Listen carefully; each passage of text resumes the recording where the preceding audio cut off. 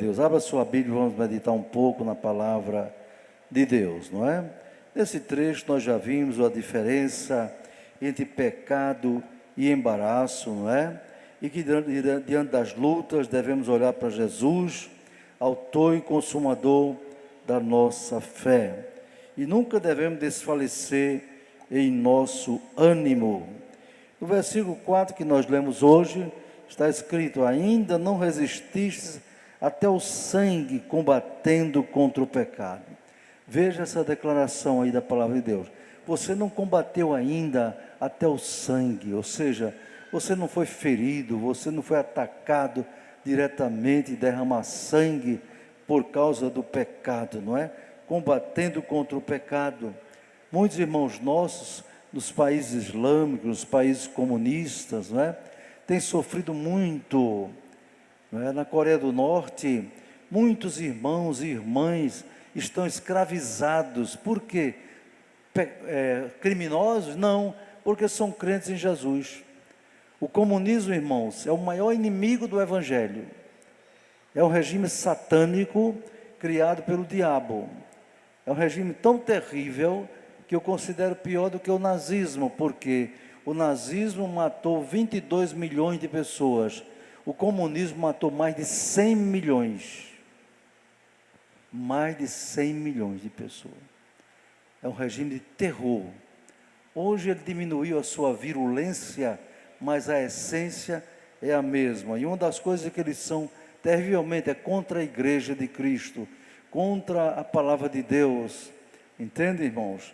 Por isso eu disse a vocês muitas vezes aqui, não posso entender que um cristão vote numa pessoa que tem uma filosofia dessas. Certamente Deus vai cobrar. Então, graças a Deus, não combatemos até o sangue, né, contra o pecado. Mas aqui o apóstolo dá uma exortação aos destinatários da carta, dizendo: e já vos esqueceste da exortação que argumenta convosco como filhos. Deus exortando aos seus servos como filhos, dizendo: filho meu, não despreza a correção do Senhor, e não desmaies quando por eles fores repreendido. Está vendo, irmãos? É uma exortação muito profunda. Não ficar aborrecido, na verdade, não desprezar a correção do Senhor. Toda vez que o crente desobedece à correção de Deus, o preço que ele paga é muito alto. O povo de Israel, se você ler o Antigo Testamento, foi o povo mais abençoado por Deus na face da terra, mas facilmente se esquecia do amor de Deus, da bondade de Deus, das bênçãos de Deus, do livramento de Deus, e chegaram até o ponto, não é, de colocarem lá junto do templo altares aos deuses estranhos, a Baal, a Zera, a Moloque, não é? Deuses terríveis do paganismo. Se esqueciam de Deus, não é? Aí Deus fazia o quê? Mandava profetas, sacerdotes, exortar e dizer: se arrependam, porque se vocês não se arrependerem, eu vou mandar um terrível juízo sobre vocês. Muitas vezes, a maior parte das vezes, eles não se arrependeram, não ouviram a correção do Senhor, não ouviram. O resultado foi o cativeiro babilônico, 70 anos no cativeiro, irmãos, como está lá no profeta Jeremias. Por quê? Não ouviram a correção do Senhor. Então, isso é uma lição para nós, estar aqui nesse trecho, e eu estou fazendo uma relação com o juízo de Deus sobre a nação israelita. Nem eu, nem os obreiros, nem nenhum de nós procure, despreze a correção do Senhor.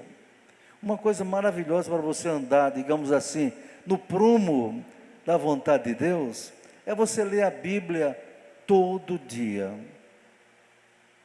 Hoje um irmão me disse: pastor, eu estou lendo 2 capítulos por dia.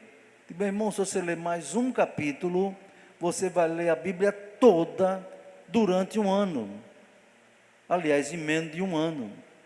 Os irmãos leitores da Bíblia, que estão nos grupos de amigos da Bíblia, do WhatsApp, quem quiser entrar, é só entrar lá e ligar para mim, ou para um dos administradores, e dizer, me coloque no grupo, e eu colocarei você.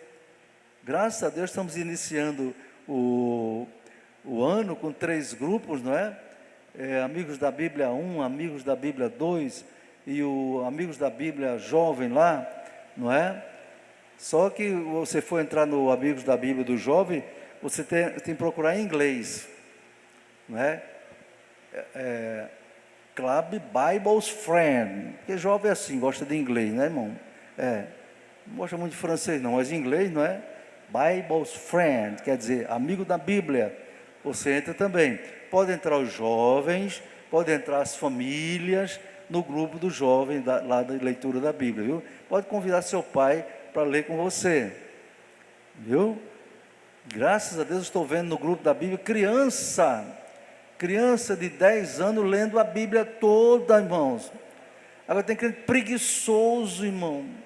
Meu pai dizia, meu velho pai que está na glória, ao invés de me mandar fazer as coisas e eu não fazia, ele dizia, esse menino tem preguiça que geme. Nunca me esqueci disso. Hoje tem crente que tem preguiça que geme de ler a Bíblia. Eu só posso entender que é preguiça, não é? Se eu ler 3 capítulos da Bíblia, irmão, é 20 minutos, não é? Todo dia eu acordo cedo, graças a Deus. Primeira coisa, vou ler a Bíblia, 3 capítulos, bem ligeirinho. Depois vou orar. Depois fazer minha caminhadazinha, né? Que eu fui militar há muito tempo, e Deus me abençoou, e eu gostei de caminhar, e Ele continua me abençoando. Mas o primeiro exercício é espiritual. Leitura da Bíblia é um exercício espiritual que só traz bênção para a sua vida. E tem um detalhe, quando você vai lendo a Bíblia, 3 capítulos, não é? Aqui tem uma irmã, a mãe do nosso irmão Nadinaldo, acho que já foi embora, né? Ela disse, ela veio me agradecer, pastor, há tantos anos eu vinha aqui e eu não lia a Bíblia todo dia, mas com o plano de leitura que o senhor nos orientou, graças a Deus já vou lendo 8 vezes, tem sido uma bênção grande, não é? Glória a Deus por isso. Então, vou passar o ano batendo com vocês, leiam a Bíblia todo dia faça o culto doméstico. Também não faz o culto doméstico, não é porque não tem tempo não, é porque não quer adoração a Deus na sua casa. Enquanto isso, seus filhos vivem na televisão ou nas redes sociais vendo besteira. Então aqui está dizendo, Deus corrige a gente. Se você lê a Bíblia, cada capítulo que você lê, você vai conferindo a sua vida, como é que está a sua vida espiritual. Cada capítulo que você lê, você deve perguntar, o que é que Deus está falando para mim nesse capítulo? E o Espírito Santo vai dizer, você precisa melhorar nisso ou naquilo, é a correção amorosa de Deus. Então não despreze a correção do Senhor e não desmaie quando for por Ele repreendido, não é verdade? Versículo 7 é uma mensagem tremenda, e o 8, se suportais a correção, olhe bem, Deus os trata como filhos. Por quê? Que filho há a quem o pai não corrija? Que filho há a quem o pai não corrija? Infelizmente, podemos responder, muitos filhos não têm a correção de seus pais. A tal da psicologia moderna diz que os pais não devem repreender os filhos para que eles não tenham problemas emocionais, traumas emocionais, não é? Quem já leu um livro do professor Isami Tiba? Quem já leu? Ele faleceu, era educador, e ele dizia num dos seus livros, quem ama, educa. Um dos seus livros era, quem ama, educa. E o pai que não ama seu filho não corrige. A mãe que não ama seu filho não corrige. Deixa o filho fazer o que quer. A filha fazer o que quer. Num dos seus livros, Samitiba diz, aprenda a dizer não. Nos últimos anos tem crescido gerações que não sabe dizer não. E por não ter ouvido não, é que muitos estão perdidos, estão nas drogas, estão na bebedeira, estão na prostituição, estão na violência. Por quê? Seus pais foram aquele tipo de pais que são chamados, tem alguns tipos de pais, por exemplo, o pai autoritário. Autoritário é aquele pai que tudo dele é na base do grito com o filho, com a filha. Ele não tem diálogo, ele não sabe sentar para conversar, não, tudo dele é na base do grito, da surra, da pancada. Isso é pai autoritário, é um tipo péssimo de pai, que os filhos vão crescendo querendo sair de casa o mais rápido possível. Agora, tem o outro lado, é o pai bonzinho, a mamãe boazinha. Tem uma expressão francesa que é laisser-faire, quer dizer, deixa fazer, deixa falar, deixa o menino fazer, para não causar problema, ele não se revoltar, deixa fazer. Aqui diz, que filho há que o pai não corrija? Eu respondo, muitos. Na tal da educação pós-moderna, uma senadora daqui do Rio Grande do Norte, lá em Brasília, apresentou um projeto de lei, foi aprovado, chama-se a lei da palmada. Naquela lei diz que o pai não pode dar uma palmadazinha no bumbum da criança, não pode, porque vai traumatizar a criança, viu? Mas a Bíblia, que é o livro de Deus para a humanidade, em Provérbios diz assim, castiga o teu filho, não é? Com a vara, diz mais assim, e livrarás a sua alma do inferno. A vara é a vara da correção, pode ser em crianças de até certos anos, 5 até 7 anos, você pode usar uma palmada, pode usar uma cinturão usada, não é? Isso não é problema, você não pode espancar. Você dizer para uma criança de 3 anos, não coloque esse negócio ali que você vai morrer. Ele não entende nada de eletricidade a 220 volts. Mas se ele desobedecer e você der uma tapa no bumbum dele, uma cinturão usada, uma chinelada, ele vai associar, puxa, se eu fizer aquilo, eu vou sentir dor. Então o pai que ama corrige. Uma psicóloga disse, 90% dos marginais são filhos de famílias desestruturadas. Famílias que não têm educação no lar. Viu? Governos socialistas, comunistas, eu vi alguns dos tais ministros dizer, não, quem deve educar os filhos é o Estado, não são os pais. Isso é coisa do Satanás, do demônio do inferno. Quem deve educar os filhos são os pais. O Estado deve dar instrução, ensinar matemática, química, física, biologia, inglês, não sei o quê, todas as matérias, mas a educação tem que começar no lar. A educação tem que ser no lar. Os pais é que devem ser os verdadeiros educadores dos seus filhos e irmãos, segundo a palavra de Deus, não é? Outra coisa que funciona muito bem na disciplina é quando o filho não obedece, é botar ele de castigo, privar ele de alguma coisa, não é? Às vezes funciona melhor do que uma surra, sabia? Deixar de castigo, tirar dele alguma coisa. Dê aqui, Otávio, esse celular. Celular, rapaz. Já viu como menino gosta de celular? Né? Celular, né? Aí quando o menino desobedece, ele diz, olhe, não faça isso, senão eu vou tirar o celular. Aí ele faz, me deu o celular para cá, vai ficar sem o celular durante uma semana. Não, pai, não sei o que, não, senhor. Aí no outro dia de tarde ele chora, não, me deu o telefone. Não, senhor. Nunca diga que alguma disciplina e depois mude. Não, senhor. Você vai perder a moral, vai perder a autoridade. Tá certo? Então, o menino, uma vez errou, e o pai disse a ele, aí o pai foi botado de castigo. O menino disse, não pai, me deu uma surra. Me deu uma surra, pai. Porque a surra era só uma lapada e passava logo. E o castigo durava 2, 3 dias. Está vendo? A Bíblia é muito sábia. Que filho há que o pai não corrija? Está aqui no livro em que estamos meditando hoje, meus irmãos. Infelizmente há muitos, inclusive filhos de crentes. O verdadeiro pai cristão, ele nem deve ser autoritário, ignorante, bruto, nem deve ser bonzinho. Ele deve ser um pai participativo.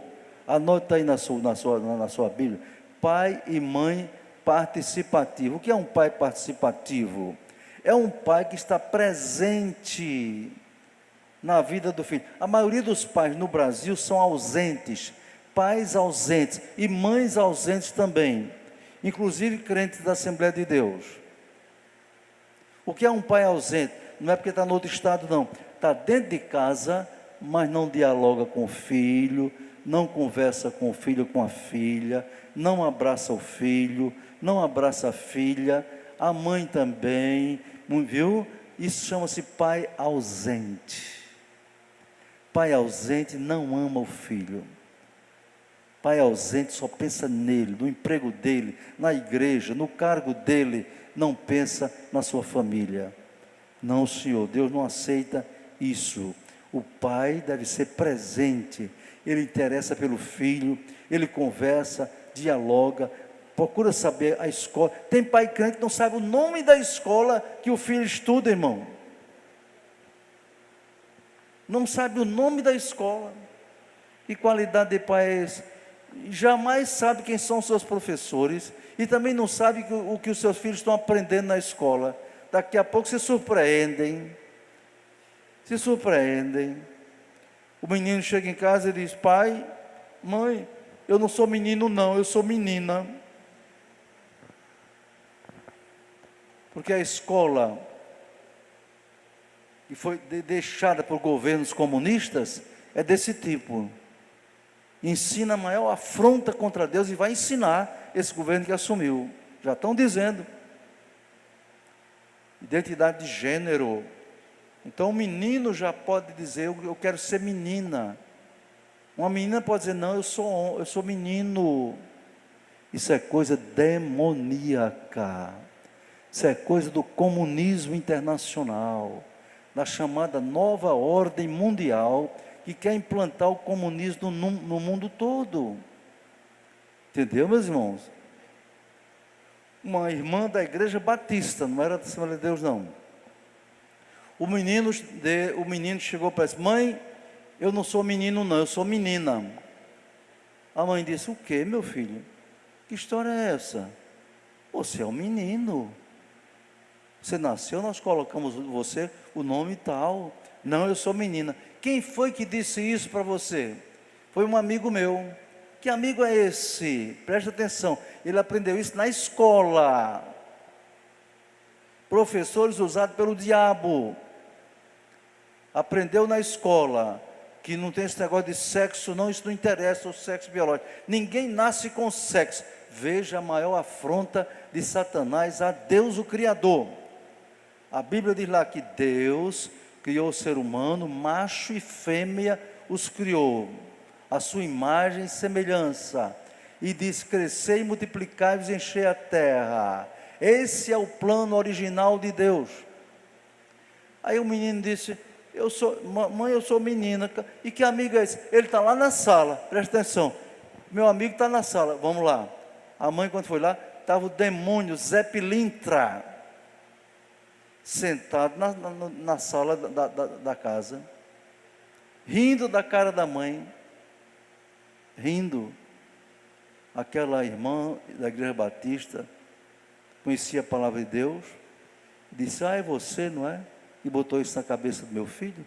Pois bem, eu te ordeno agora, saia, em nome de Jesus, demônio, e não entre mais nunca na minha casa, louvado seja Deus. E o demônio saiu.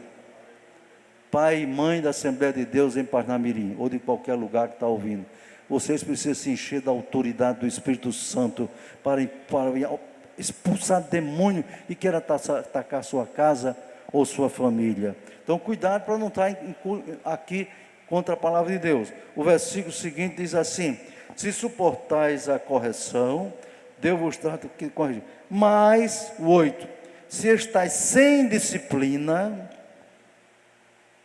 crentes sem disciplina, filhos sem disciplina, se estáis sem disciplina, da qual todos fostes feitos participantes, sois então bastardos e não filhos.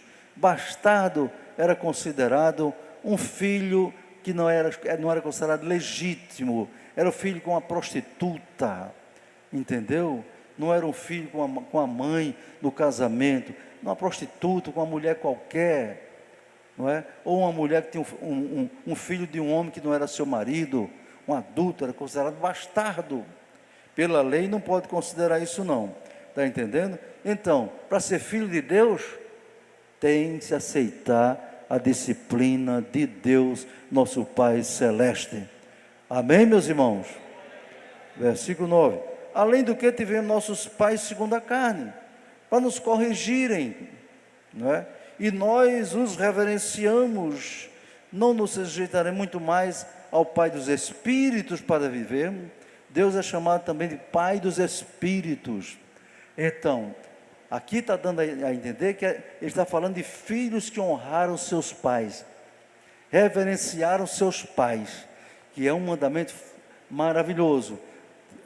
Efésios 4 diz que é o primeiro mandamento com promessa: filhos, obedecer a vossos pais, honra vosso pai, honrai a vossos pais, que é o primeiro, honra teu pai e tua mãe, que é o primeiro mandamento com promessa. Então, a palavra de Deus tem mensagem para os pais, que devem saber criar os seus filhos, e mensagem para os filhos, que devem saber se relacionar com os seus pais, tá certo?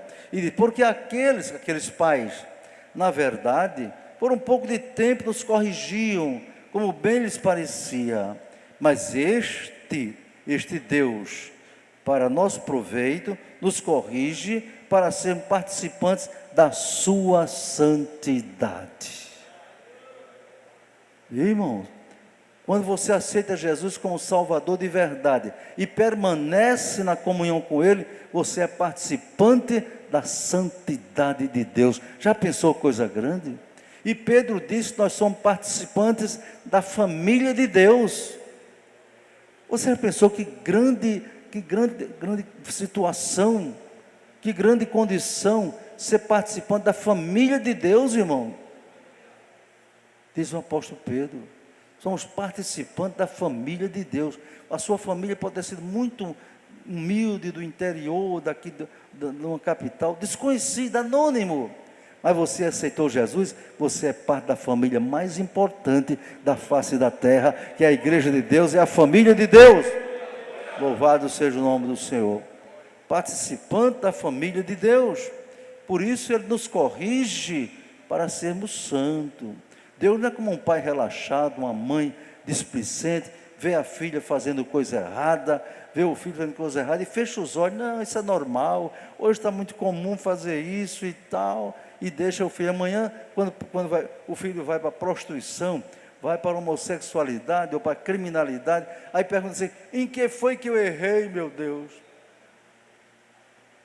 Já chegou no meu gabinete pai e mãe pedindo oração pelos filhos que estão completamente desviados. Minha pergunta-chave, eu deixo ele falar, anoto no papel o que eles vão dizendo. Quando termina, eu digo: meus irmãos, me digam uma coisa, vocês são casados há quanto tempo?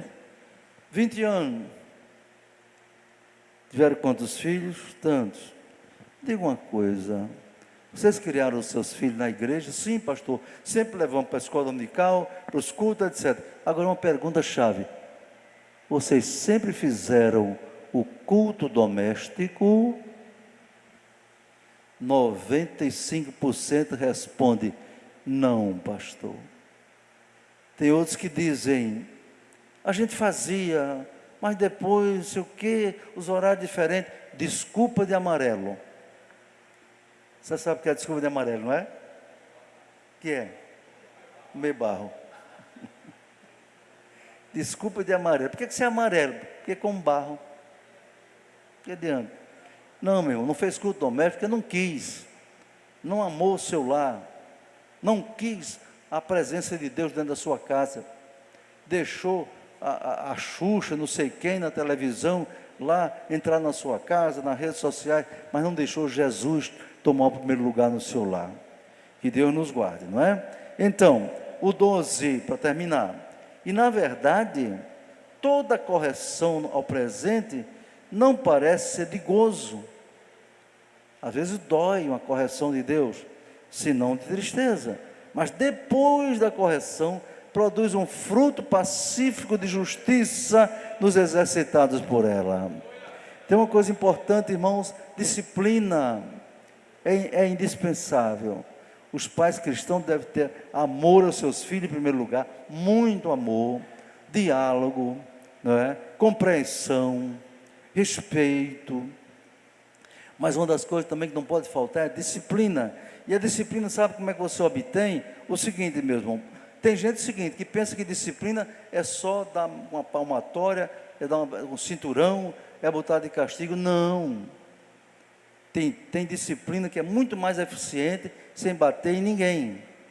Leia a sua Bíblia aí em Deuteronômio 18, 11, 18 a 21. Deuteronômio 11, 18 a 21. Bem rapidinho. Deuteronômio, já vou indo para lá na minha Bíblia. Deuteronômio 11, 18 a 21. Antigo Testamento, não é? 11. Eu dou muito ensino com esse texto quando dou seminário para família, para casais, para pais. 11, 18 a 21. Olha aí, lê aí na sua Bíblia. Ponde, pois, estas minhas palavras no vosso coração, na vossa alma, e atai-as por sinal na vossa mão, para que estejam por testeiras entre os vossos olhos. Agora observa o 10. Ensinai-as a vossos filhos, falando delas, assentado em tua casa. Isso é culto doméstico. E andando pelo caminho, e deitando-te e levantando-te. É mandamento de Deus, não é do pastor Elinaldo, não. Não é da Assembleia de Deus. É mandamento de Deus. Você recorre ao Antigo Testamento, quando está aperreado, a ler o Salmo 91. Aquele que habita no esconderijo do Altíssimo, a sombra do Onipotente descansará. Direi do Senhor, Ele é meu Deus, meu refúgio, minha fortaleza, dele confiarei. Aí pronto, recorre, Antigo Testamento, Salmo 23. Mas no Antigo Testamento tem mandamento de Deus para toda a vida. Ensinar a palavra no lar, assentado em casa. Tem pai que é tão apressado para vir para a igreja, e mãe, que nunca se senta com os filhos em casa. Não, irmão, está errado. Não venha para a igreja se não deixar a sua casa em ordem. A prioridade de Deus na nossa vida, principalmente dos obreiros, não é a igreja. Primeiro é Deus. Ele não dá o primeiro lugar a ninguém. Em segundo lugar, não é o seu ministério, não. Não é o seu cargo na igreja, viu, obreiros? Não, senhor. Em segundo lugar, é a família. É a família, está na Bíblia. Quer ver a base? 1 Timóteo capítulo 3. Convém que o bispo seja casado, marido de uma mulher, etc. Que saiba criar bem os seus filhos. Aí diz, porque se não souber cuidar da sua casa, primeiro, como vai cuidar da casa de Deus? Eu não ensino nada sem fundamento bíblico. Se eu ensinar, me ajude, me lembrar. Entendeu? Então, é ensinar a palavra em casa. Então, a disciplina não começa com a chicotada. Disciplina não começa com castigo. Disciplina começa com ensino. Viu? Na igreja, uma pessoa disciplinada é uma pessoa que foi excluída, suspensa da comunhão, não é assim? Disciplinado. No quartel, como é, irmão Ataíde? O que é um soldado disciplinado? aquele que é obediente às normas, ao regulamento, não é? Na vida de militar. Então essa é a disciplina que Deus quer. O crente disciplinado é crente que obedece à palavra de Deus. Louvado seja Deus. Primeiro, ensine a palavra aos seus filhos. Segunda coisa para obter a disciplina, o exemplo. Tem que dar um exemplo. Se você ensina, mas faz o contrário, você é um hipócrita. Não tem autoridade sobre os seus filhos. Quando eu dirigi a congregação do Tirol em Natal, aí ensinando que os pais têm que ensinar os filhos, cuidado, seja exemplo para os seus filhos. Você diz para os seus filhos para fazer uma coisa e você não faz. Uma meninazinha saiu lá de junto da mãe, veio bem devagarzinho para junto de mim e disse: pastor, mamãe disse para eu não mentir e ela mente. Criança é assim, meu irmão. Tem esse negócio não, pega no ar as coisas. Não.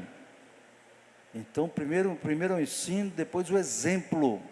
Os pais têm que ser exemplo para os filhos. Exemplo na leitura da Bíblia, exemplo na oração, exemplo em vir para a igreja, exemplo em servir a Deus, exemplo de amor, exemplo de respeito. Tudo temos que ser exemplo. E finalmente, o terceiro meio para conseguir a disciplina, a correção. A maioria dos pais começa pelo fim. Começa logo corrigindo. Aí não ensinou nem deu exemplo. Está errado. Está errado. Primeiro ensina, depois dá o exemplo e depois corrige. São os 3 meios para obter disciplina, viu? A correção. Vamos pensar na correção. Provérbios 15, 29, 15, 17. Vamos lá para Provérbios. Provérbios 29, 15 a 17.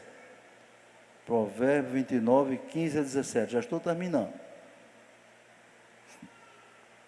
Provérbios 29, 15 e 17.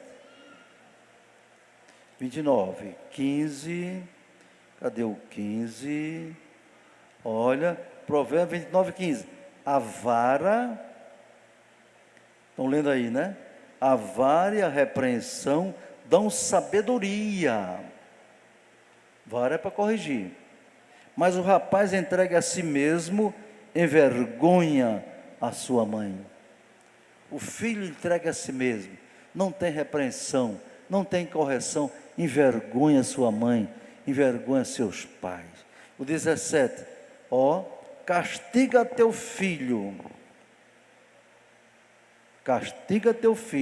e te fará descansar, e dará delícias à tua alma. Eu nunca ensinei que pai deve espancar o filho ou uma filha. Espancamento é crime, não é? Só se usa a vara que provoca dor física até 5 ou 7 anos. Daí para frente não se bate mais. Mas não, aí a disciplina, põe de castigo. Tira o celular, passar uma semana sem brincar. Entendeu? Isso a gente ensina no seminário para família, para casais. Entendeu, meu irmão? Então, e não esqueça isso. Ensino, exemplo e correção. É como você obtém a disciplina. É como na igreja, eu só posso aplicar a disciplina numa pessoa se eu ensinar. E também se a igreja dá o exemplo, o pastor dá o exemplo. Louvado seja o nome do Senhor. Então, terminamos essa parte aqui, meu irmão. Na próxima semana, se Deus quiser. Próxima semana tem o que, Assis? Próxima semana, dia... Quando? 20... Como é? É 20 mesmo? Dia 20, nessa próxima não. Na outra, tudo bem. Então, na próxima semana nós estaremos aqui com, anota aí, versículo 12 em diante, viu? Deus abençoe aqueles irmãos que vieram à casa do Senhor. Creio que quem veio não perdeu tempo, de jeito nenhum. E outra coisa, tinha uma engraçadinha aqui, uma irmãzinha muito engraçada, que dizia assim: eu não vou com doutrina não, porque é sempre a mesma coisa. Mentira. Se eu estou lendo um capítulo da Bíblia, versículo por versículo, como é que é a mesma coisa? Não é verdade? Cada versículo vai mudando. Então, não pode dizer isso. Você está aprendendo sempre com base na palavra de Deus. Deus nos ajude.